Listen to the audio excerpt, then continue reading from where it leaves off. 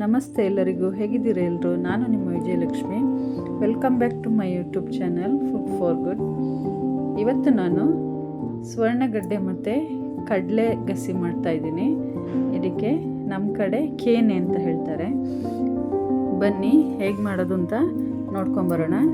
ನಾನು ಇದಕ್ಕೋಸ್ಕರ ಅರ್ಧ kg ಸ್ವರ್ಣಗಡ್ಡೆನ ತೊಗೊಂಡಿದ್ದೀನಿ. ನೋಡಿ, ಈ ಥರ ಇದೆ. ಇದಕ್ಕೆ ನಾನು ಅರ್ಧ ಕಪ್ನಷ್ಟು ಕಡಲೆಕಾಳನ್ನ ಓವರ್ನೈಟ್ ನೆನೆಸಿಟ್ಕೊಂಡಿದ್ದೆ. ಈ ಅರ್ಧ ಕಪ್ ನೆಂದು ಫುಲ್ಲಾಗಿದೆ ನೋಡಿ. ಇವಾಗ ಸ್ವರ್ಣಗಡ್ಡೆನ ಈ ಥರ ಚೆನ್ನಾಗಿ ಸಿಪ್ಪೆ ತೆಗೆದು ಇಟ್ಕೊಂಡಿದ್ದೇನೆ. ಇವಾಗ ಇದನ್ನು ಕಟ್ ಮಾಡ್ಕೊಳ್ಳೋಣ. ತುಂಬ ಗಟ್ಟಿ ಇರುತ್ತೆ ಸ್ವಲ್ಪ, ಅದು ಕಟ್ ಮಾಡ್ಕೊಳ್ಳೋಕ್ಕೆ ಚಿಕ್ಕ ಚಿಕ್ಕ ಪೀಸಾಗಿ ಕಟ್ ಮಾಡ್ಕೊಳ್ಬೇಕು. ನೋಡಿ, ನಾನು ಇಷ್ಟು ದೊಡ್ಡದು ಮಾಡ್ಕೊಂಡಿದ್ದೀನಿ. ಇನ್ನೂ ಚಿಕ್ಕದು ಮಾಡಿಕೊಂಡ್ರೆ ಒಳ್ಳೆಯದು. ಕಡಲೆಕಾಳಿನಷ್ಟು ದೊಡ್ಡದು ಮಾಡಿಕೊಂಡ್ರೆ ಚೆನ್ನಾಗಿರುತ್ತೆ. ಕಡಲೆಕಾಳು ಮತ್ತು ಸ್ವರ್ಣಗಡ್ಡೆ ಸೇಮು ಒಂದೇ ಥರ ಪೀಸ್ ಇರಬೇಕು, ಆವಾಗ ಇನ್ನೂ ಚೆನ್ನಾಗಿರುತ್ತೆ ಕಸಿ. ನನಗೆ ಟೈಮ್ ಇಲ್ಲ, ಅದಕ್ಕೋಸ್ಕರ ನಾನು ಇಷ್ಟಿಷ್ಟು ದಪ್ಪ ಮಾಡ್ಕೊಂಡಿದ್ದೀನಿ.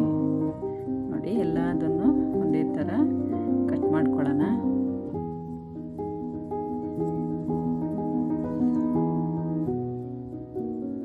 ಎಲ್ಲ ಕಟ್ ಮಾಡ್ಕೊಂಡಾಗಿದೆ. ಇವಾಗ ಅದನ್ನು ಒಂದು ಪಾತ್ರೆಗೆ ಹಾಕ್ಕೊಳ್ತಾ ಇದ್ದೀನಿ. ಪಾತ್ರೆಗೆ ಹಾಕ್ಕೊಂಡು ಒಂದು ಸ್ವಲ್ಪ ನೀರು ಹಾಕ್ಕೊಂಡು ಸ್ಟವ್ ಮೇಲೆ ಇಟ್ಟಿದ್ದೀನಿ.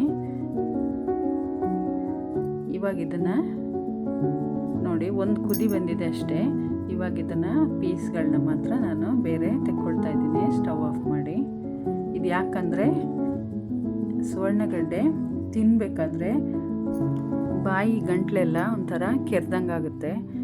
ಹಾಗೆ ಮಾಡಿಕೊಂಡ್ರೆ ತಿನ್ನೋಕ್ಕಾಗಲ್ಲ. ಅದಕ್ಕೋಸ್ಕರ ಒಂದು ಸರಿ ಒಂದು ಕುದಿ ಬಂದರೆ ಸಾಕು, ಜಾಸ್ತಿ ಬೇಯಿಸೋಕೆ ಹೋಗಬಾರ್ದು. ಇವಾಗ ನಾನು ಒಂದು ಕುಕ್ಕರ್ ತೊಗೊಂಡು ಕಡಲೆಕಾಳನ್ನೆಲ್ಲ ಹಾಕ್ಕೊಳ್ತಾ ಇದ್ದೀನಿ. ಇದನ್ನು 4 ವಿಜಿಲ್ ಬರೋಷ್ಟು ಬೇಯಿಸ್ತಾ ಇದ್ದೀನಿ. ಸ್ಟವ್ ಆನ್ ಮಾಡಿಕೊಂಡು ಸ್ಟವ್ ಮೇಲೆ ಇಟ್ಕೊಂಡಿದ್ದೀನಿ ಕುಕ್ಕರ್ನ. ಇದು 4 ವಿಜಿಲ್ ಬರಲಿ.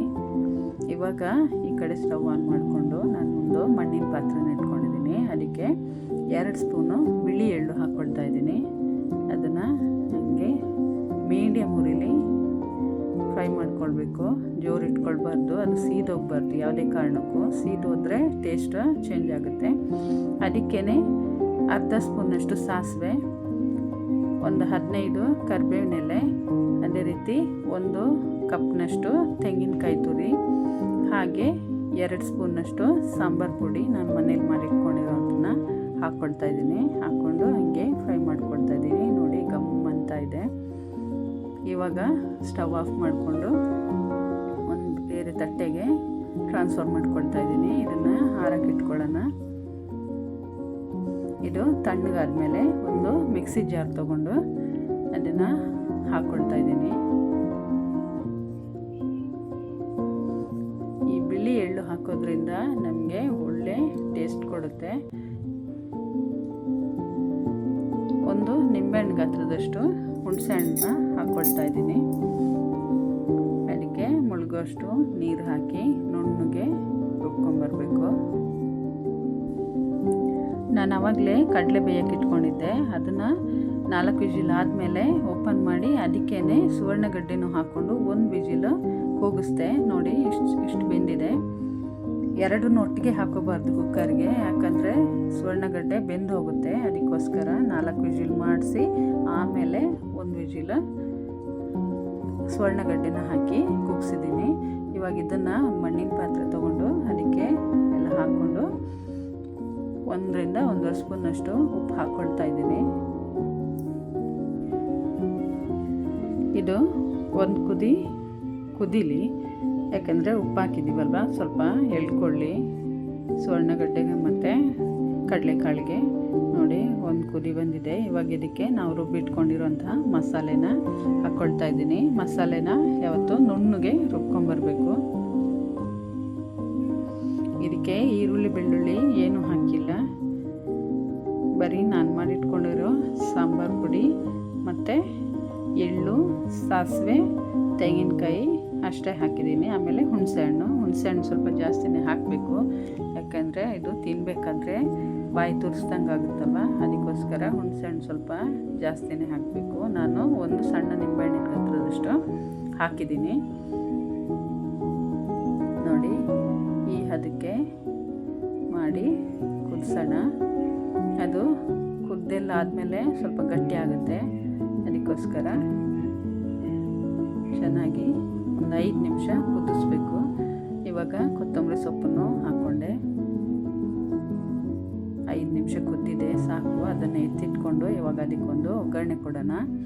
ಒಗ್ಗರಣೆ ಸೌಟ್ ಇಟ್ಕೊಂಡು ಅದಕ್ಕೆ ಸ್ವಲ್ಪ ತೆಂಗಿನ ಎಣ್ಣೆನ ಹಾಕ್ಕೊಳ್ತಾ ಇದ್ದೀನಿ. ತೆಂಗಿನ ಎಣ್ಣೆ ಹಾಕೋದ್ರಿಂದ ಒಳ್ಳೆ ಸ್ಮೆಲ್ ಕೊಡುತ್ತೆ ಸಾರಿಗೆ. ಅದಕ್ಕೇ ಸಾಸಿವೆ ಹಾಕ್ಕೊಂಡೆ. ಇವಾಗ ಕರಿಬೇವು ಹಾಕ್ಕೊಳ್ತಾ ಇದ್ದೀನಿ. ಒಂದು ಒಣಮೆಣಸಿನ್ಕಾಯಿನ ಕಟ್ ಮಾಡಿ ಹಾಕ್ಕೊಳ್ತಾ ಇದ್ದೀನಿ. ಒಂದು 4ರಿಂದ 5 ಬೆಳ್ಳುಳ್ಳಿನ ಹಾಕ್ಕೊಂಡೆ. ಈರುಳ್ಳಿ ಬೆಳ್ಳುಳ್ಳಿ ತಿನ್ನೋರಾದರೆ ಹಾಕ್ಕೊಳ್ಬೋದು, ಇಲ್ಲಾಂದರೆ ಸ್ಕಿಪ್ ಮಾಡ್ಬೋದು. ಅದಕ್ಕೇ ಸ್ವಲ್ಪ ಹಿಂಗನ್ನು ಹಾಕ್ಕೊಂಡು ಸ್ಟವ್ ಆಫ್ ಮಾಡಿ ಒಗ್ಗರಣೆನ ಹಾಕ್ಕೊಂಡೆ ಸಾರಿಗೆ. ನೋಡಿ ಮನೆಯೆಲ್ಲ ಗಮ್ ಅಂತ ಇದೆ. ಕಡಲೆಕಾಳು ಮತ್ತು ಸುವರ್ಣಗಡ್ಡೆದು ಗಸಿ ರೆಡಿಯಾಗಿದೆ.